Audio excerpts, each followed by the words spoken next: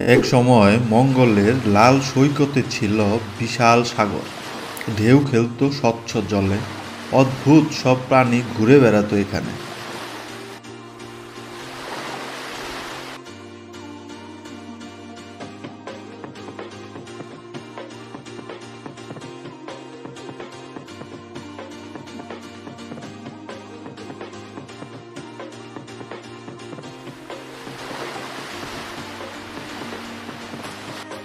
কিন্তু সময় বদলালো। সৌর ঝড়ের আঘাতে বাতাস ও পানি হারিয়ে গেল। মহাসাগর শুকিয়ে মরুভূমি হয়ে গেল। এই ভূমি।